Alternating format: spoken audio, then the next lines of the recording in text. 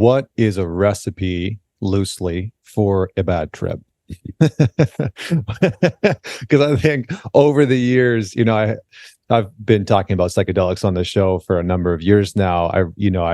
I think that they have amazing benefit. I've been quite open about, doing ayahuasca, and psilocybin has always been my medicine of choice. I really think that it's a powerful, powerful tool in many ways.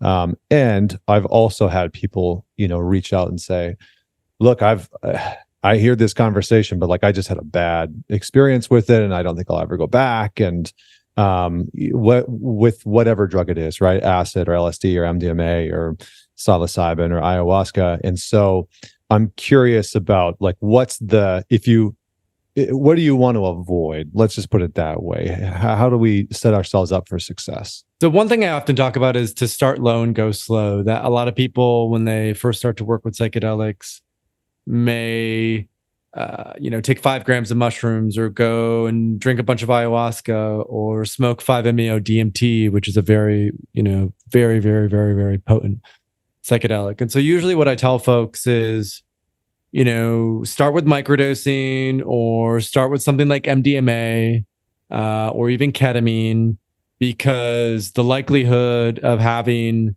a re-traumatizing experience is much lower with a small dose, or MDMA, or even ketamine. So I think that's like the first perspective is this. A lot of people who come into this are really looking for immediate impact.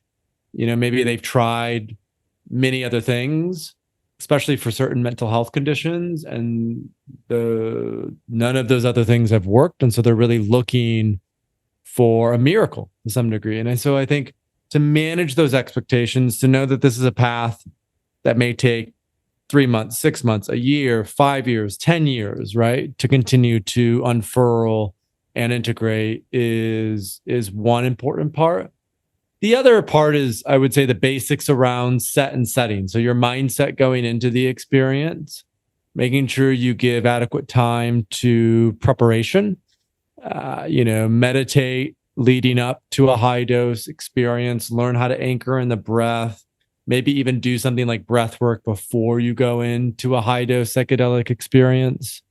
Have a coach or a guide or a therapist that is present with you when you're going through with this, and then really pay attention to integration afterwards. Because even people who have, let's say, a challenging experience when they work with psychedelics, that may be material that had to come up, that may be material that has to be processed, and it could be dark and hellish, and it could be filled with paranoia and death and all these really nasty, difficult things. And sometimes we need that shadow to really come up in order for us to grow and develop and evolve as a human. So I think knowing that there's professional support who can be present with you is a really helpful point. And because most of the bad trips that I hear about are people who are drinking alcohol and taking mushrooms. They're maybe at a rave or a festival or a party, and they just sort of inadvertently do it without giving it much thought or consideration. Or folks who, for example, they might think they're microdosing, but they're not. They're taking like 1 gram of mushrooms and they're doing it like 5 times a week. And so they're just taking too much too often. That's another sort of common trope that I hear. So I feel like the educational component is very easy. Like a microdose is 100 milligrams of psilocybin, right? For LSD, it's about 10 micrograms of LSD. It's not 1 gram of mushrooms. It's not a half tab of acid. That is not a microdose. I was going to say, if you're doing 1 gram of mushrooms as a microdose, like, good fucking luck at work, buddy. Like that's gonna be a little bit harder to function. And you're like, anyway, keep going. Well, and because you're putting yourself in such a suggestible and vulnerable state that you're going to be way more sensitive to all of the external stimuli that you're around. So it's like, find a setting, a home, an apartment where you can just really relax and again, have a friend or professional support to help guide you through this. And to start low and go slow. You know, I would advise against someone's first psychedelic experience being, you know, 3 ayahuasca ceremonies in the jungle, or smoking bufo, 5-MeO DMT. I emphasize this metaphor of the lotus flower. And the lotus flower is, you know, to plant a new seed of self, to plant a new flower, you first have to till the soil, which is the therapeutic work. We all, even if we don't have the big T trauma, like an adverse childhood experience, we all have trauma from being human. And so how do we first till the soil, work with our shadow, know our shadow, understand our shadow? Microdosing is great for that. MDMA, ketamine is great for that. Once we have, you know, tilled the soil is healthy, then we plant that new seed of self with psilocybin or LSD. And then we water that new seed of self. That's the integration, you know, with microdosing, with meditation, with breath work, with lifestyle changes, with relationship work. And then when we really want to fully blossom as that lotus flower, fully blossom into enlightenment, that's where things like ayahuasca and San Pedro and 5-MeO DMT can be very, very useful tools. But you know, I worked with psychedelics for, I think, 7 years before I ever tried ayahuasca. And I worked with psychedelics for 11 years before I ever tried 5-MeO DMT. So there is this thing to be said for be patient, be wise, don't be in a rush, and don't look at these tools necessarily as a panacea or a fix-all, that they're going to help facilitate an opening, but you still got to do the work. You still got to show up. You still got to commit to the change. It's not necessarily just rainbows and butterflies because you ate, you know, a few grams of mushrooms. Like you still got to put in the time and the effort to change your ways. Psychedelics make it easier, but they're not necessarily foolproof. Yeah, I appreciate how grounded you are in the conversation, because I think, you know, I've seen people do what you're talking about, which is like their first foray into psychedelics was going down to Peru or Costa Rica and doing 5 ceremonies back to back, and then coming back and they were just fucking blasted, right? Like they were having problems orienting who they were and how they fit into the world because, you know, they just went and had such a big experience, you know. And my buddy Traver Boehm, who has his own show, always talks about, he's a big Brazilian jiu-jitsu guy. Nice. And so he always uses the analogy of like the white belt and the black belts, you know, and everything in between. And I like that notion of like working your way through psychedelics, you know, knowing that you're a white belt and actually finding your way through there. And I'm with you, man. Like I think I did 3 or 4 years worth of psychedelic journeys with psilocybin before I went and did any ayahuasca. And so I really appreciate the groundedness that you bring to this conversation, because I do think that's important. And I think sometimes I worry, you know, I have a 2.5-year-old son. Sometimes there's a part of me that is a little concerned, because we all know what it's like to be youth and to rebel and to want to, you know, give the middle finger to the system or mom and dad or whatever. And with these substances, you know, much more commonplace and much more accessible, I have concerns sometimes that, you know, they'll be misused. And not so much with psychedelics. I think that'll happen here and there. My main concern is actually with weed, with THC, and how wildly fucking potent it's gotten.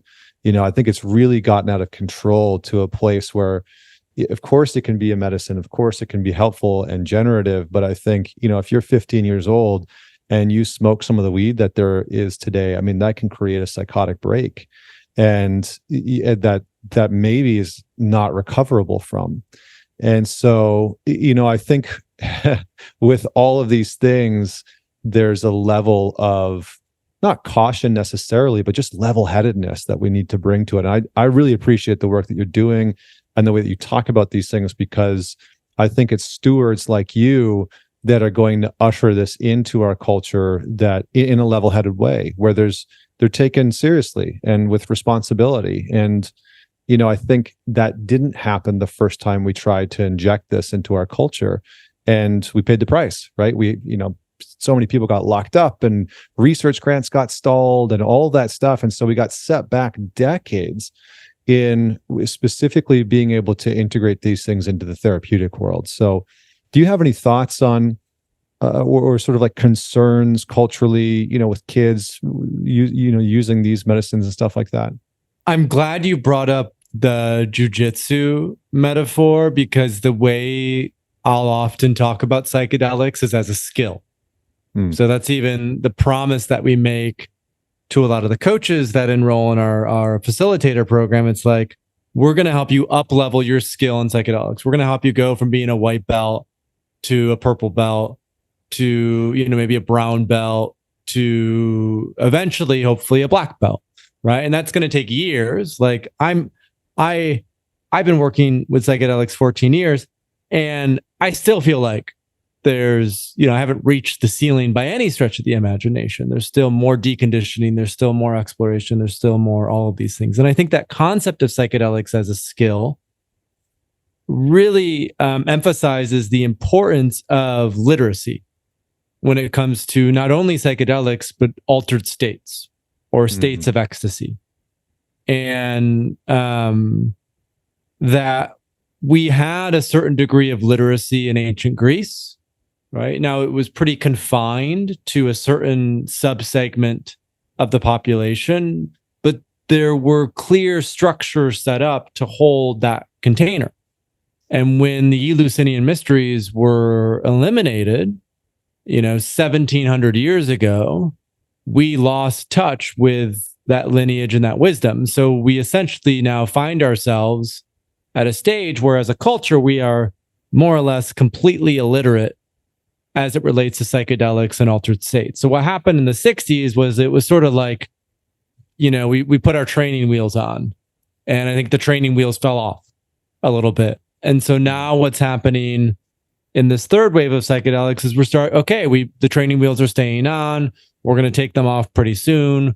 We're going to learn how to ride the bike, and ideally, it's not as if everyone has to become a black belt necessarily. There are some folks, just like in jujitsu, who do it for fun, who do it as a hobby, who do it to stay fit, who do it for the community aspect. They don't necessarily want to become a master at it.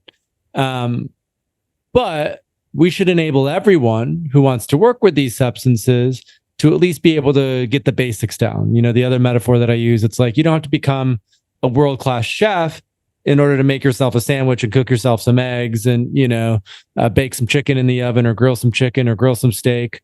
But ideally, you know how to prepare some food for yourself so you can live and survive. And I think psychedelics are similar in that way. And it takes time, right? Like, we as a culture, we've been cut off from this for 50, 60, 70 generations, right? So it takes 2, 3, 4, 5, 6 generations to get a feel for how we properly integrate this into culture at large. And so I think in the immediate term, and to sort of get back to your specific question, in the immediate term, I do think there needs to be a level of discernment that's practiced when it comes to how do we roll this out, right? A lot of people have said, we don't want psychedelics to become the new cannabis, right? Where it's everywhere, where a lot of the risks are not necessarily talked about a lot. We want them to be pretty contained. We want them to, maybe be difficult to get access to. We want them to have a lot of sort of warnings and cautions. And I think slowly what we're seeing is, as people become more and more educated, they are approaching this with more reverence and responsibility. They're realizing, if I have trauma, I should go to see a therapist or a clinician. I'm not just going to take a bunch of mushrooms at home necessarily. So I think that process of developing the necessary structures and systems, and then the more parents, quote unquote, the more parents that have these experiences with psychedelics, right? You are now way better informed and capable of talking with your son about this and helping him to navigate the nuance. It's not the sort of like black or white of, you either do this or you don't do this. Right. Celibacy approach of like, just don't have sex. Abstinence. Right. Just don't do drugs. Right. Yeah. It's like these are the considerations, these are the risks. And I think the beautiful part about psychedelics is we have historical archaeological evidence of their use as tools for this rite of passage, which I'm sure you've talked about at length on this podcast, about that in indigenous societies, particularly the men would go through rites of passage where they would become, or the boys would become men as a result of going through this. And psychedelics were one of the least dangerous ones in many ways, because from a mind perspective, they facilitated this state of death without putting the actual physical body in harm's way. Like I hear about some of these rites of passage where they put bullet ants in gloves, and you have to hold the gloves, or you send them out into the wilderness for a week to fight a bear, or, like, you don't need to go through that sort of physical torment with psychedelics. And so what more parents are considering is like, if I have a 13 or 14 or 15 or 16-year-old son, how might I facilitate a process of transformation for him in a really safe container, so we can go, oh, these aren't just drugs to be messed around with. These are substances that, if used with a level of reverence and responsibility, could be dramatically beneficial. And I think that is the benefit of psychedelics over cannabis. That cannabis is much more like just another alcohol. It can be highly dissociative. People can get easily addicted to it. Psychedelics don't necessarily have that same, okay, I'm just going to use this every day type of vibe. Yeah, I agree with that. I know a number of guys and clients that I've worked with over the years who they're like, I've never heard people talk about weed addiction, but I definitely feel like I'm addicted to weed. And it's like, yeah, dude. Yeah, I had that for 5 years, and I've only this year got out of it because I did an ayahuasca dieta in the jungle where I did 5 ceremonies in 10 days and cut everything out and didn't talk. And that's finally got me on the path where I can like get myself out of it. But and I was never pleased about it. I wasn't like, I wasn't in denial. I'm like, I know I have an issue with this. I just can't get myself to get off of it. Like, it's that sticky in some ways. Yeah. So it's worse than most people are willing to, I think, admit at this point in time. I would agree with that. And I really, for people that are listening, want to know more about marijuana, there's a really great episode that Huberman did actually, where he breaks down, it's like a 2-hour deep dive into the research on cannabis. And man, was that eye-opening. I was like, holy shit. Because it really gets in with your nervous system and bonds with the neuroreceptors specifically for your nervous system.